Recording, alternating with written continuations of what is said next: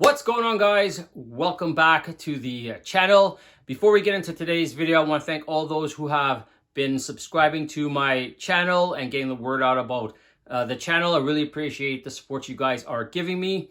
I also want to thank those who view my videos, whether you subscribe or not. I really appreciate that. I also appreciate the comments you guys do post in the comment section. Yes, I do read all the comments.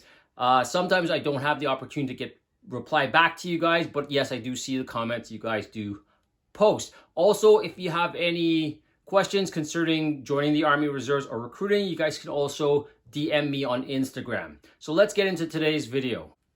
So a few of you have asked me what really happens on an Army Reserve weekend, and I'm here to explain what happens on a typical Army Reserve weekend. Yes, it's going to be different for the different types of units. So there's two types of what we call phases that happens. You have your planning phase and then your implementation phase.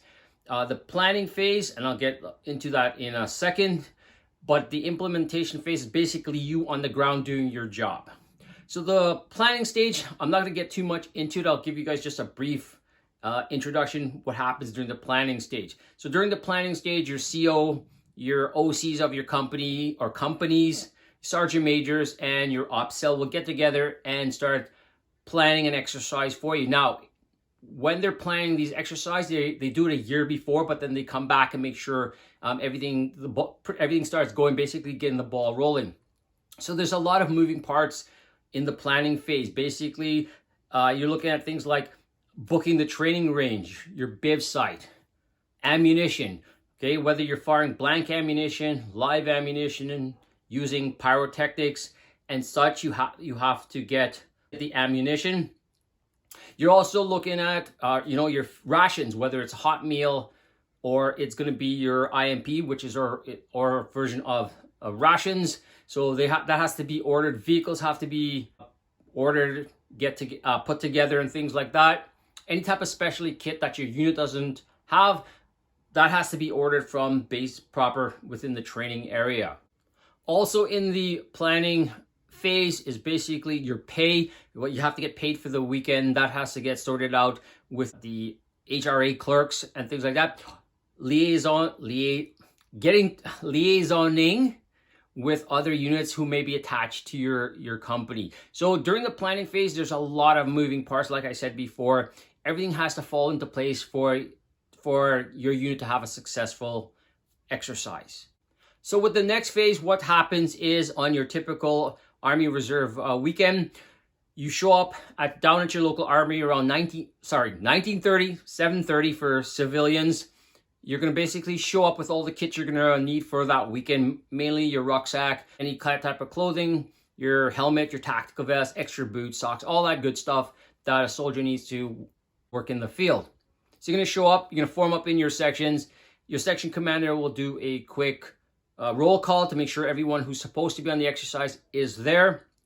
From there, your section is going to line up at the weapons vault, and this is where you're going to get issued your weapons for the weekend. So I'm going to use the infantry as an example, myself being an ex-infanteer.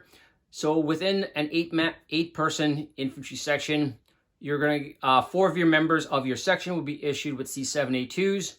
2 members will be issued with C7A2s with 40mm underslung grenade launchers, and the last 2 members of your section will be issued with the C9A2 light machine gun and the spare barrel. So when you're drawing your weapons, you're going to get your EIS, which includes your magazines, your sling, your BFA, which is our blank firing attachment if you're firing blank ammunition, and your cleaning kit. Once you get issued that, you're going to sign for it. Then you're going to go back to your kit and you're going to start putting your weapon together. Oh, I forgot your bolt. You need your bolt. That's the only way your weapon's going to work. You're going to head back to your kit and start putting your weapon together, and then your magazines and all your other EIS will go inside your tactical vest. Once everyone's gone through being issued your weapons, then what's going to happen is members of your platoon or your company will get pulled aside to grab any type of specialized kit. And specialized kit could be radios, binoculars, night vision goggles, or any kit that's required for the exercise that your regimental quartermaster will have and will issue to you. All that's going to get loaded up onto the vehicles or the trucks if you have them. What normally happens for exercises, your administration night, basically they ask members to come in and load the vehicles prior to the exercise. So your vehicles may be loaded before. If not, it's going to be loaded on the Friday night. From there, you're going to sign your pay sheet, and any claims that have to be filled up by your clerks.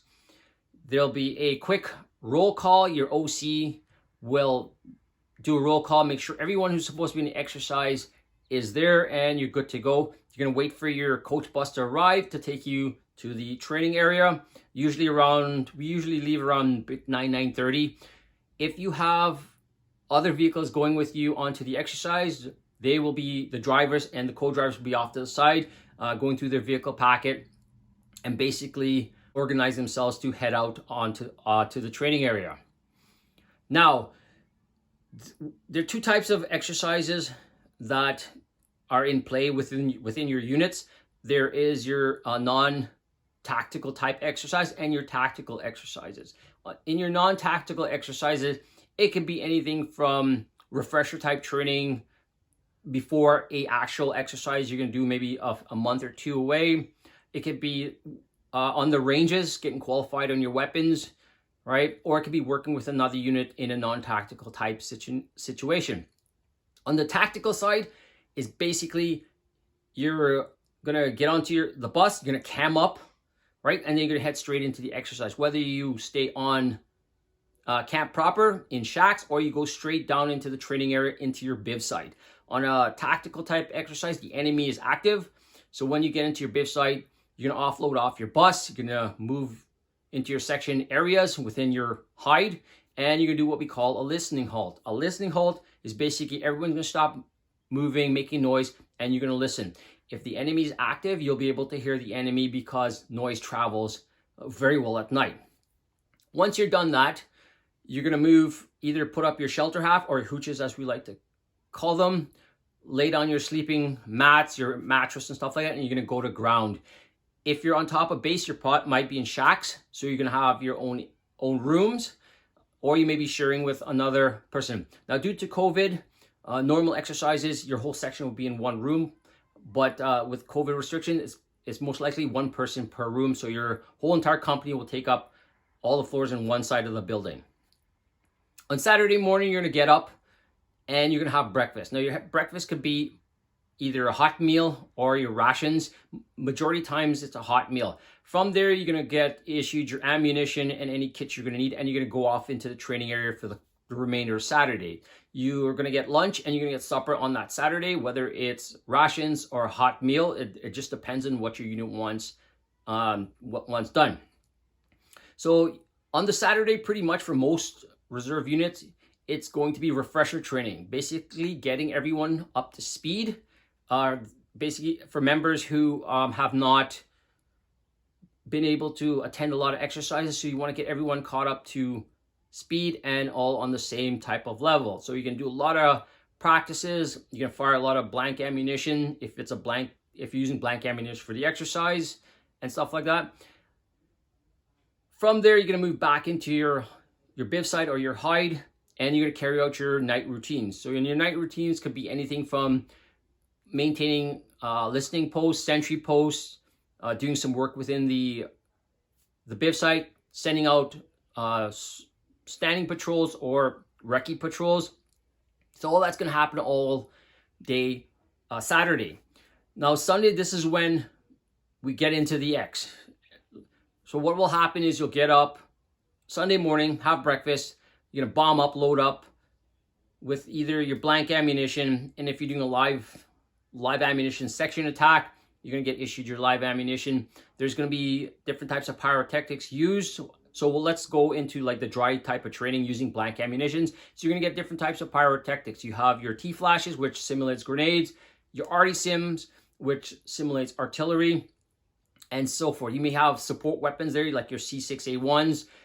If you have attachments from a direct fire support platoon, they may have a 50 cal with a blank firing attachment, which is actually quite really nice to hear. I've done exercises where we had 50 cals firing the infantry into their objective. So it's a lot of noise, right? There's gonna be smoke going on, a lot of yelling, movements and stuff. So your adrenaline's gonna pretty much pickup on that Sunday. This is where you're going to do your final attack. In the infantry, it could be anything from clearing an urban operational site or doing a company attack onto an enemy position to sweep through and clear the enemy. So like I said, within the infantry, they tend to do a lot of that. It's a lot of noise, a lot of smoke, RD sims going on, T flashes going off, you know, all the weapons firing, your support weapons firing you in. So it's actually quite cool, and your adrenaline will pick up. Like I mentioned before, it's going to be different with every type of unit.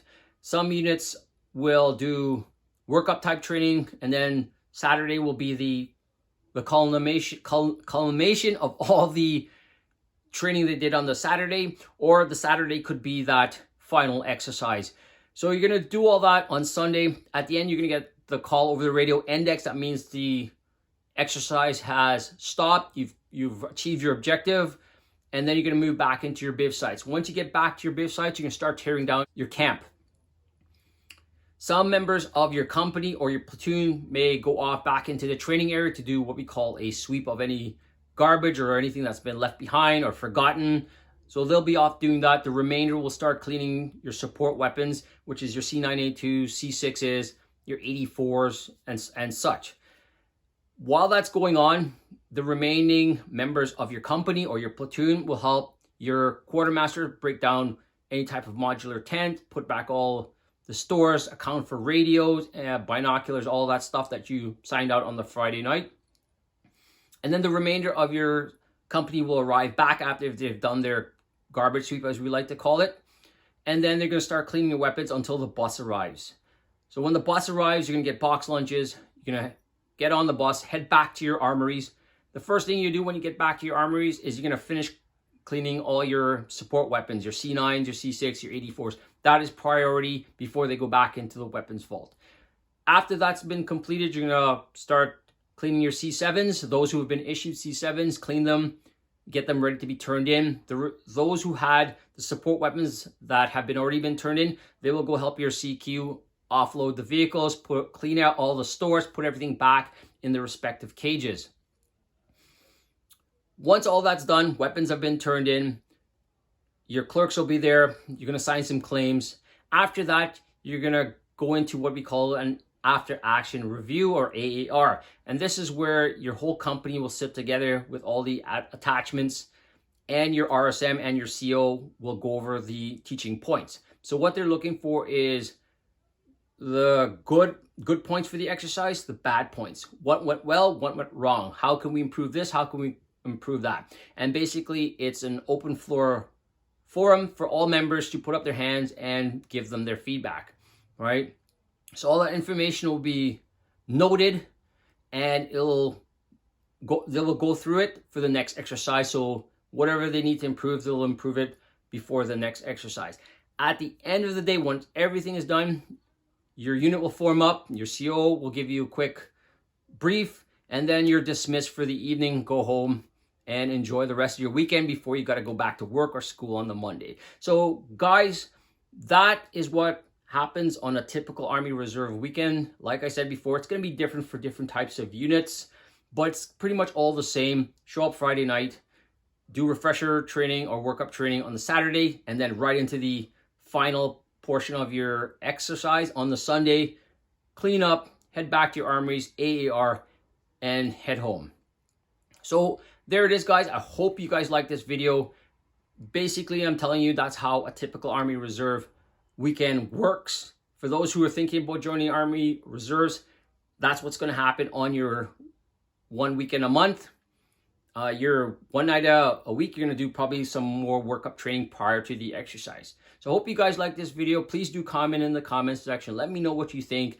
Give me some of your ideas at, what you think of this video. If you have questions concerning joining the Army Reserves or recruiting, you guys can also DM me on Instagram. Email me if you'd like. I'm glad you guys were here to join me. More videos are going to be coming. I am actually back off of teaching courses, so videos will hopefully start coming out a little bit more than they were in the past. All right, so thank you very much, guys, for joining me. I'll catch you guys in the next video.